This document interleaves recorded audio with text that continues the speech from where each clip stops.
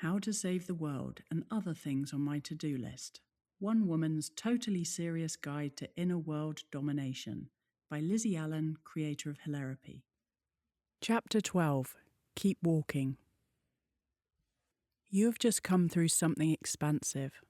The last chapter asked you to be bigger than you have perhaps allowed yourself to be, to shine without apology, to understand that your healing ripples further than you can see, to accept there is a star somewhere with your name on it, not because you earned it, but because you showed up, because you were real, because your light reached someone in their darkness and changed something. That is a lot to hold. And now here, in this chapter, we come back to Earth. Not because the expansion wasn't real, but because the most important thing about expansion is what you do on the ordinary days after it. The days when the birds are singing and the grass is green, and the fears are still there like galloping dark horses at the edge of your vision, and you have to choose again and again and again to keep walking. That is what this chapter is about. Not the peak moments, the keeping going. There is something important to understand as you continue on this path. This work is not something you finish. It's something that opens, and the opening never stops. Not because something is wrong, or because you haven't done enough, or because there's always more to fix, but because life itself is always new, always revealing, always offering something that has never been offered before in quite this way, in quite this moment, to quite this version of you. I want to try to describe something that happens to me sometimes, because I think it points at something true and important that doesn't get talked about enough. There are moments, ordinary moments, often where I become aware that I am having an emotional experience I have never had before, not a dramatic experience. Sometimes it's something as simple as the quality of light through a window at a particular time of day, or the feeling of a conversation going somewhere unexpectedly real, or a moment of stillness in a busy city where everything suddenly feels both vast and intimate at once, and something in me goes, I have never felt exactly this before. This is new. And what I feel in those moments is not nostalgia or familiarity or the comfortable recognition of something I already know. It's more like wonder, like the ground of reality has just shifted slightly and revealed another layer underneath, something I couldn't see before. Not because it wasn't there, but because I wasn't quite ready to see it. That is what a close relationship with creative intelligence gives you.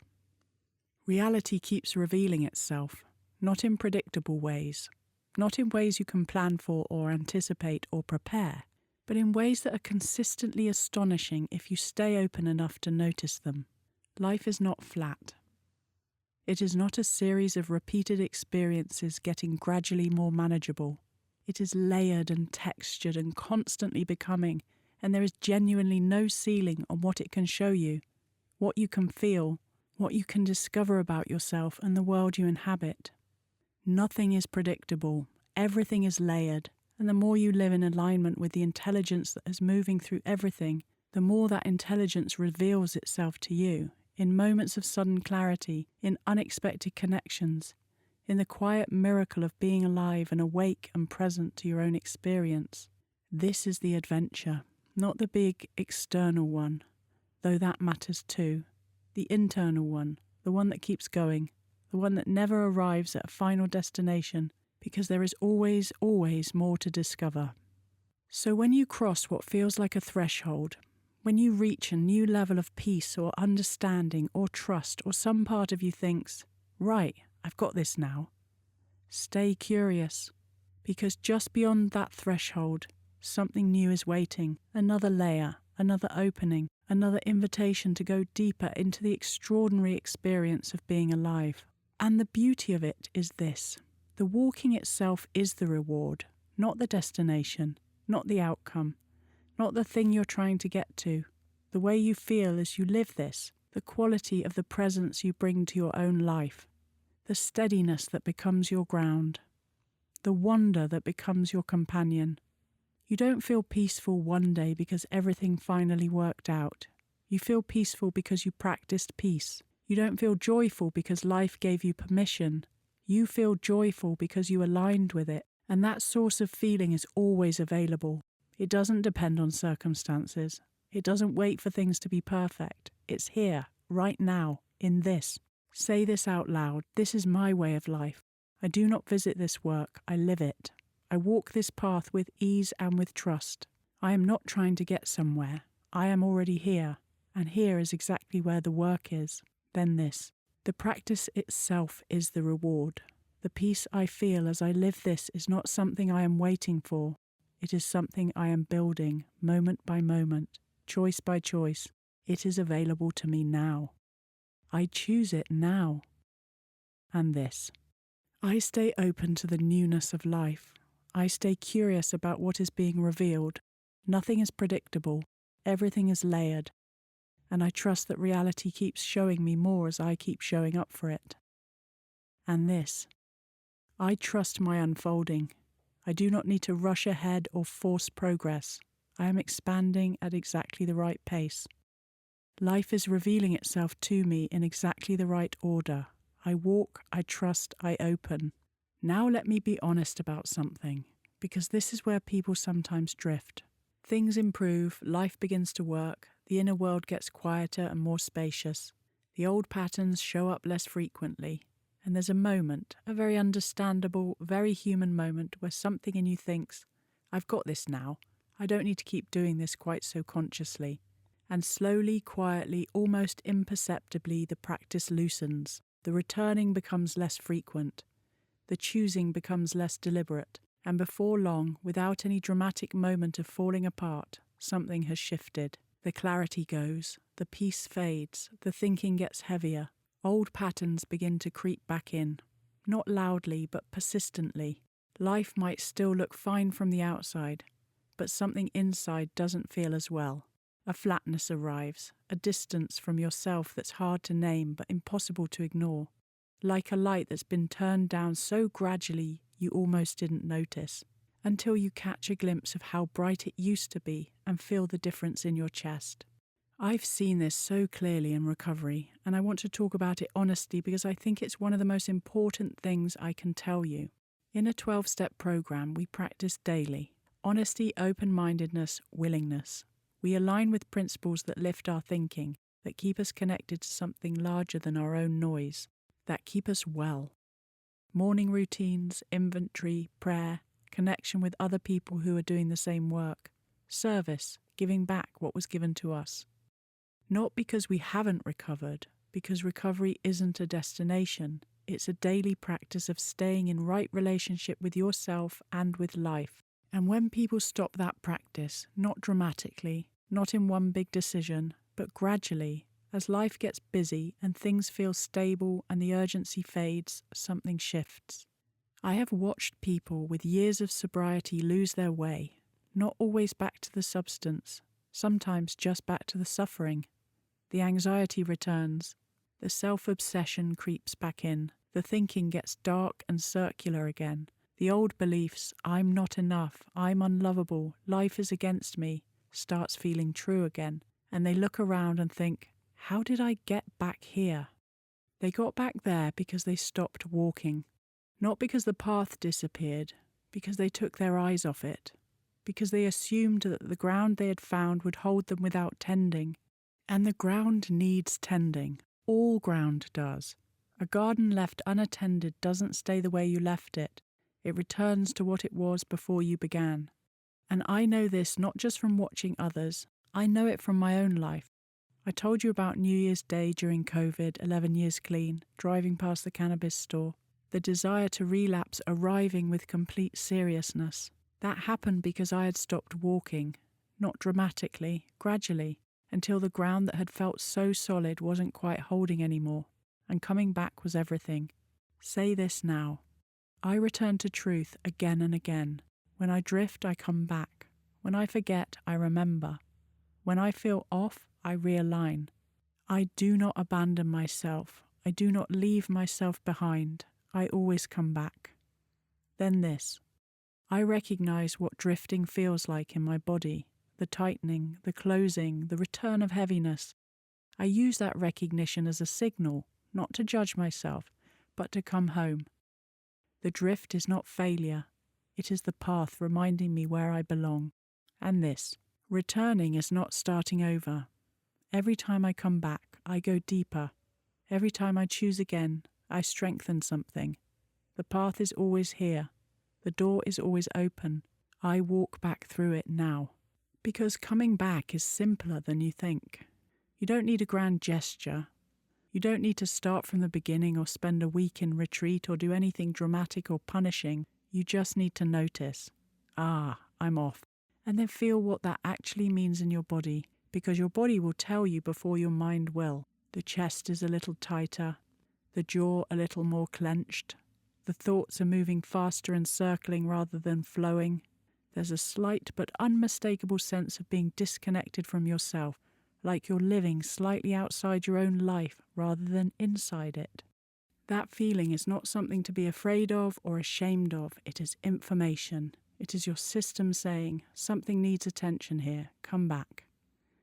And the moment you recognize it as a signal rather than a failure, something loosens, because recognition is the beginning of return. And then you choose something, anything, whatever it is that brings you back to yourself. Sometimes it's 10 minutes of quiet before the world gets loud. Sometimes it's writing, just moving the noise out of your head and onto a page until something underneath it becomes clear. Some days it's speaking to someone who knows the work and can reflect truth back to you, remind you of what you know, help you find your way back through the fog.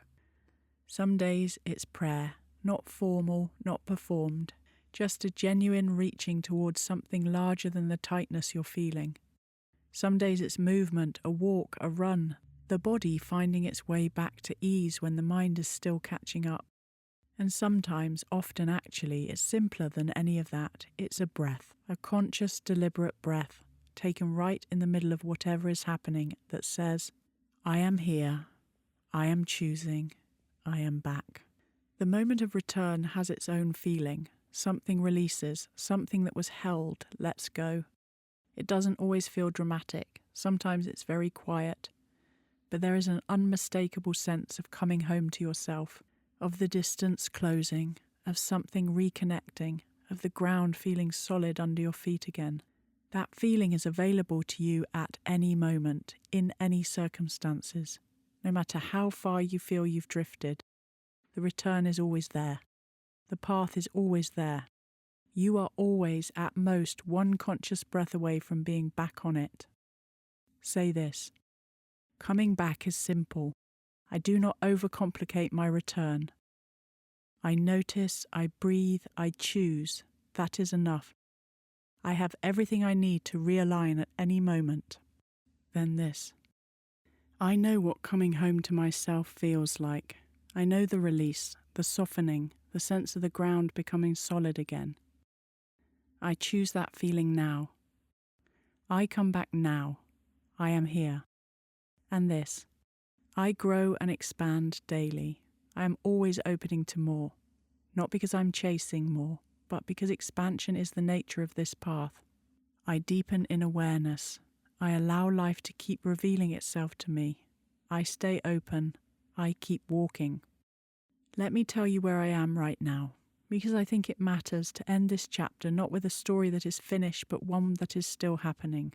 It is spring. The birds are singing. The grass outside is green and lush, and the world is doing what it always does, offering itself abundantly, without asking anything in return. And I am in the middle of the biggest expansion of my life. The tour, the 12 tickets, the England shows with no sales yet, the visa process, the money going out, the cough that arrived when the shoulder released, the grief of my father leaving when I was 2 years old on a Saturday morning at an awakening weekend and moving through me like weather. All of it happening at once, none of it tied off with a bow. And here is what I notice, standing in the middle of all of it. I can see the fears. They are like dark, galloping horses at the edge of my peripheral vision, not hidden, not pretended away, visible, real, moving. And my feet are on the ground. I can feel the fresh air. I can hear the birds. I can see how abundant and lavish nature is. How generously, how completely, how without hesitation, the world offers its beauty every single day, regardless of whether anyone is paying attention. And in that noticing, something steadies in me. I get to allow the fears to be there, not as terrifying things to flee from or hide from or fight, but to look at them with the light of love. And when I do, when I really look, they are not as powerful as they seemed. They are old beliefs, trying to stake a claim for my attention, trying to pull me out of the present and into the catastrophe they are constructing just out of sight. But the expansiveness of creative intelligence is so supremely clear to me right here, right now, that even if I were to fail in every single department of my ventures, every show unsold, every plan unravelled, every vision unrealised, it would only be a success, because I am guided and guarded always and forever, and that gives me the freedom to try, and the freedom to fail, and the freedom to try again. My dad always said to me, as long as you've always got something to say, you'll be all right. The way my young mind interpreted that was, enjoy the grand adventure of life so that whatever happens around the dinner table, you've got something interesting to say. Not having it all figured out, not having the fears gone, not waiting until the conditions are right or the ticket sales are strong or the path ahead is fully lit. Just feet on the ground, birds singing, dark horses in the peripheral vision, and choosing to keep going. Because the adventure itself is the point. Because creative intelligence is guiding this. Because you are guarded always and forever, and because whatever happens, you will have something extraordinary to say. Say this now and really feel it in your body as you say it. I stay committed to my growth. I honour this path. I choose to walk it daily with love, with awareness, with willingness. Not because I have to, because I know what this gives me, because I have lived the difference, because I choose to live well. Then this. I allow the fears to be there without following them. I see them clearly, old beliefs trying to stake a claim for my attention. I look at them with love, and I keep walking. Then this. This path has meaning. Every step I take on it matters. Every choice I make in alignment with truth contributes to something larger than I can see. I walk with purpose. I walk with trust. I walk knowing that where I am going is somewhere worth going. Then this. I am not walking this path alone. I walk alongside every person who has chosen to live differently. We are walking together, and together we are changing things. And creative intelligence walks with me always. It is my constant companion. It has never left, and it never will. Now let me say something about what this path asks of you in the long run, because it's important and I don't want to leave it unsaid. It asks you to be honest, consistently, sometimes uncomfortably honest with yourself about where you are and what you're thinking and what you're holding and what you're avoiding. Not brutally honest, kindly honest. The way a good friend is honest with you, the kind that says, I see you and I see what's actually happening here and I love you enough not to pretend otherwise. It asks you to be patient with yourself, with the process, with the pace at which things unfold. Life moves in its own time. Seeds grow at their own pace. You cannot hasten this by gripping harder or wanting it more intensely. You just keep walking, keep tending, keep trusting. And you let it take the time it takes, even when the waiting is hard, even when progress feels slow, even when you look around and it seems like other people are moving faster or arriving sooner. Your path is your path. Your pace is your pace. Trust it. It asks you to be willing over and over in ways large and small, willing to look at the things you'd rather not look at, willing to choose the harder thought when the easier one is right there, willing to come back when you've drifted, without drama, without self-punishment, just with a quiet, okay, here I am again. And it asks you, perhaps more than anything else, to be kind to yourself. This is not a small ask. For many of us, self-kindness is the hardest practice of all. We have been our own harshest critics for so long that kindness towards ourselves feels uncomfortable, even indulgent. We are quick to forgive others and slow to forgive ourselves, quick to offer others compassion and slow to offer it inward. But this work cannot be sustained on self-criticism. It cannot be nourished by judgment or shame or the constant measuring of yourself against where you think you should be. It needs something softer than that, something more generous, the kind of care you would offer a person you deeply loved who was doing their best in difficult circumstances, because that is what you are, a person doing your best in circumstances that are sometimes genuinely difficult, on a path that asks a lot of you, deserving of every bit of patience and kindness and encouragement you can give. Be kind, be patient, be honest, be willing. Keep walking.